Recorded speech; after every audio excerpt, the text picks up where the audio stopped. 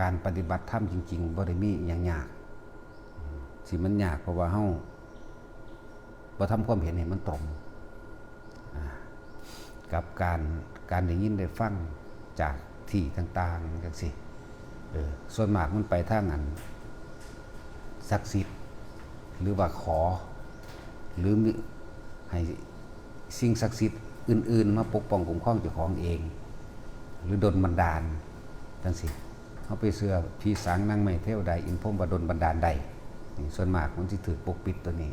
เพราะความอยากของเฮาเองปกคลุมความจริงที่พวกเขาบ่ทำความเข้าใจได้แต่เฮาฟังกันพระพุทธเจ้า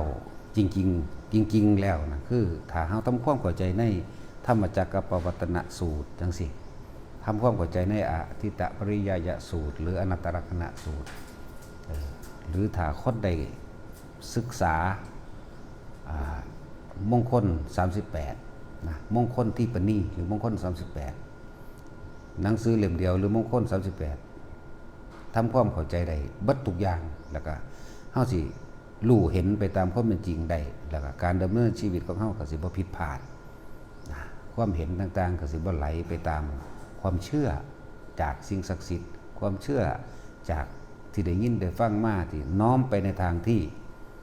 ให้ผู้อื่นมาปกป้องคุ้มครองน้อมไปในทางที่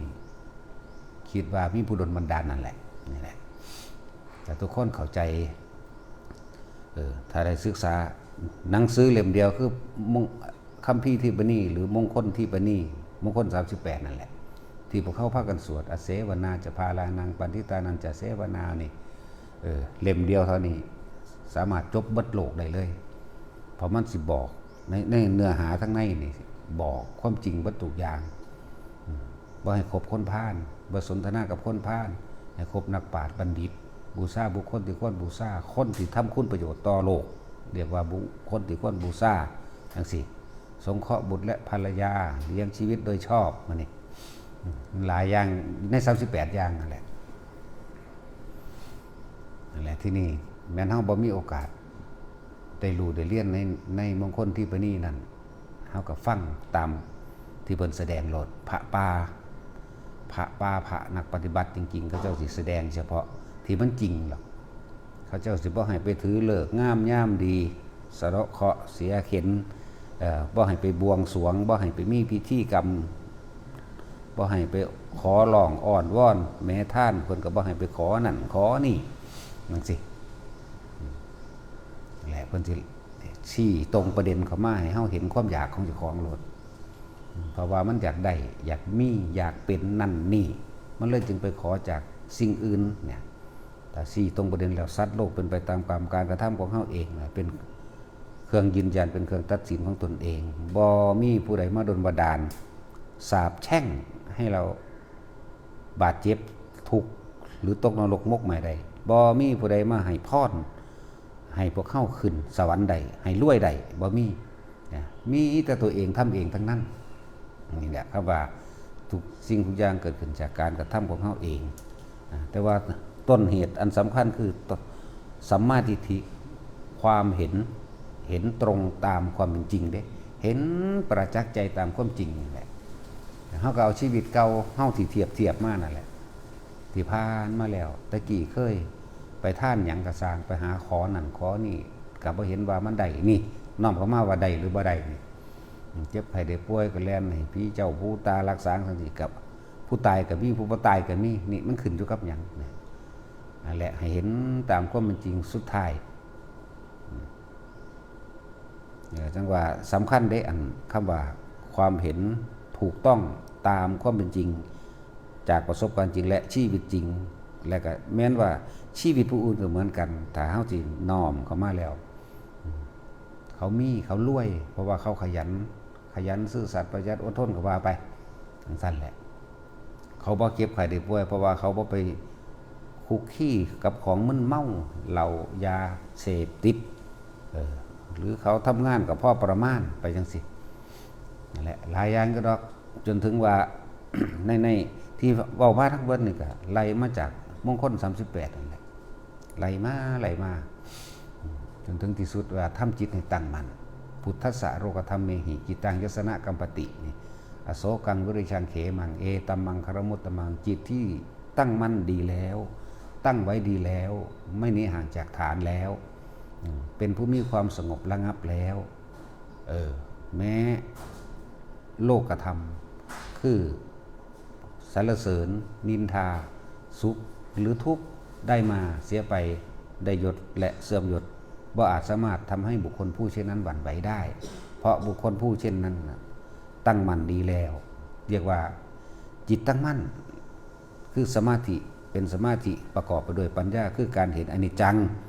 ทุกสิ่งทุกอย่างบ่จิรังบ่อย่างยืดจักอันใดอย่าง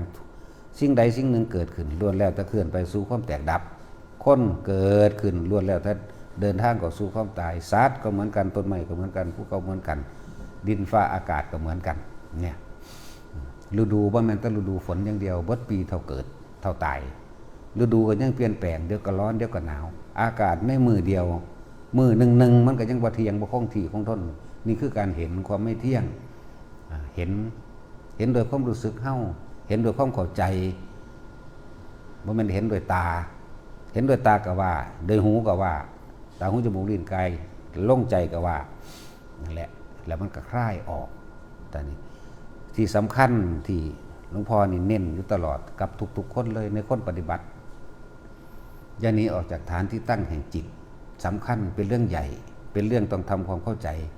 ต้องเป็นเรื่องที่ต้องทำความเห็นกับตัวเองให้ได้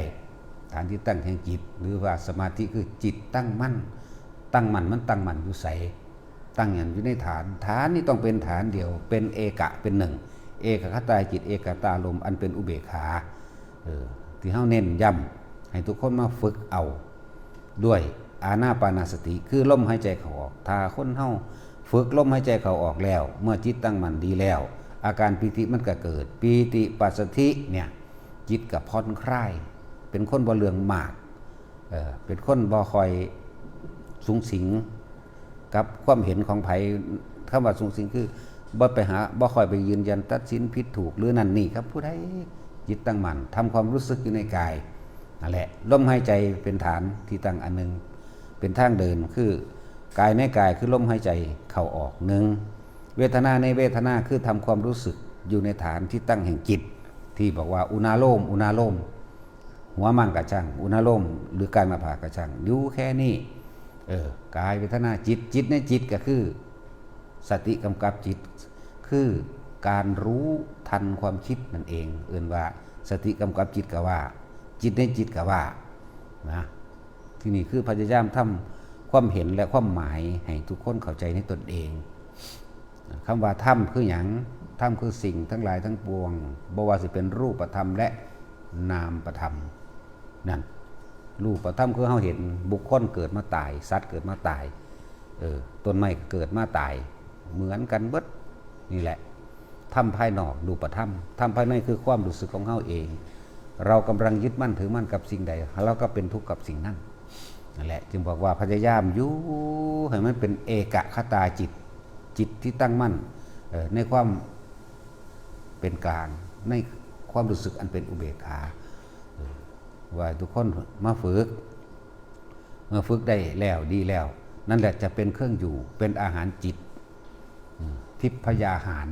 คืออาหารของจิตอาหารทิพย์ก็คือความรู้สึกอันนิ่มนวลระหว่างกลางหน้าผากเข้าเองหัวกระชังนั่นแหละให้มันดื่มดำอยู่กับอาการปีติอันนั้นปีตินี่เป็นอาหารของหมู่พรหมทั้งหลายเด้พอวันนิยมการเข่าชาญแต่ถ้ามันเข่าก็รู้ว่ามันเข่ากันเองเอาแค่1 2 มั่ง3 มั่ง3 2 1 1 2 3แต่มันหายไปกลับมาล่มก่อนอะไรจังว่าเป็นอย่างคือว่าคนที่บ่เคยฝึกดูลมหายใจเจ้าของทำความรู้สึกอยู่กับลมหายใจเจ้าของสิบ่เข้าใจบาดตายดอกที่เฮาฝึกไว้ก่อนตายนี่เฮาเลยเอาอุณาโลมนี่แหละเป็นเครื่องอยู่เป็นที่อยู่แห่งใจเป็นที่อยู่ของความรู้สึกเป็นเรือนแห่งใจเป็นวิหารธรรมเป็นธรรมวิหารก็ว่าไปนั่นแหละว่าเป็นยังขึ้นเน้นแท้เพียงแค่รู้สึกตัวเท่านั้นพบดับพบคือความรู้สึกที่ไปเกิดกับบุคคลผู้อื่นก่อนพบสิเกิดคือความคิดอันเกิดจากสัญญาความจำของเฮาเองนั่นแหละ คิดถึงบุคคลนั้นคนที่รักมั่งคนที่เกลียดมั่งลูกหลานเหลนหล่อนนี่พวกใกล้ตัวสัตว์เลี้ยงที่มีความผูกพันสิ่งของเลือกสวนไร่หน้ามีความเป็นห่วงมันอาศัยความคิดไปเมื่อคิดไปแล้วปรุงแต่งไปเฮาอาศัยเนยยะที่เพิ่นให้ความเข้าใจว่าทุกสิ่งทุกอย่างบ่กี่ลังอย่างยืนทุกสิ่งทุกอย่างมีความเคลื่อนไปสู่ความแตกดับคนเกิดมาตายสัตว์เกิดมาตายต้นไม้เกิดมาตายสิ่งใดสิ่งหนึ่งเกิดขึ้นแล้วต้องตายต้องดับต้องเสื่อมต้องสูญสลายเฮาบ่ตายจากมันก็ตายจากเฮานี่มันเข้าใจแล้วเข้าใจคำว่าอนิจจังอนัตตานี่ก็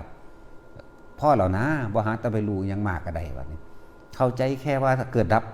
เลื่อนว่าเกิดคืออนิจจังดับก็คืออนัตตานั่นแหละเนี่ยมันเลื่อมกันอยู่ในหัน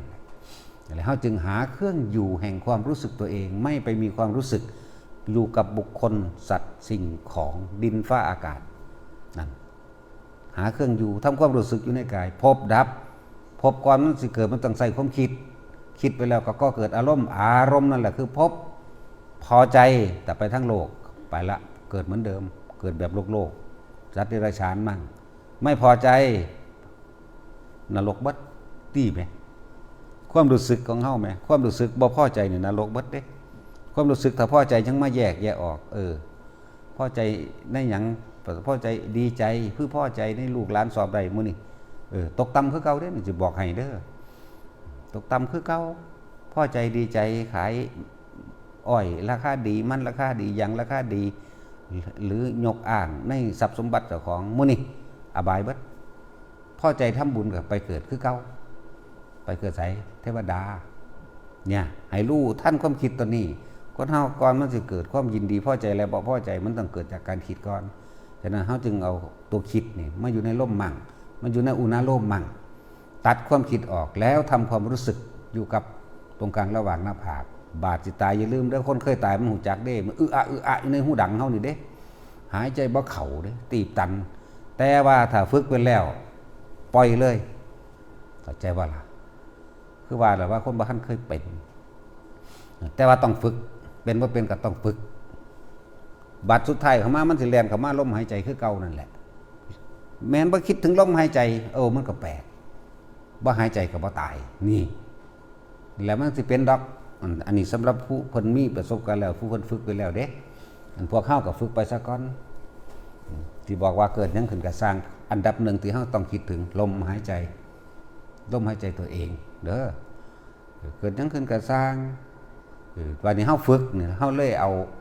อาการปิติปราโมทย์ชาภคุโรเป็นเครื่องอยู่แห่งจิตเป็นอาหารแห่งจิตมือปัสสติผ่อนคลายสบายมันก็เป็นจิตตั้งมั่นเป็นสมาธิมันก็เป็นอุเบกขาในตัวของมันเองเลยอะไรจังหวะเน้นให้แต่ละคนพวกเจ้าที่เฮ็ดไร่เฮ็ดนาเฮ็ดสวนเฮ็ดการเฮ็ดงานแล้วก็สร้างพยายามทำความรู้สึกอยู่ในกายตัวเองก็คือหน้าผากนี่แหละนั่นแหละอยู่แค่นั้นบ่ต้องไปอีหยังมากอาการตายมันหูจักมา4ตายแล้วเด้ก่อนมันสิหูจักคักนั่นแหละตายมา4ครั้งละ4ตายก็เลยเพียงสั่นเอาพอ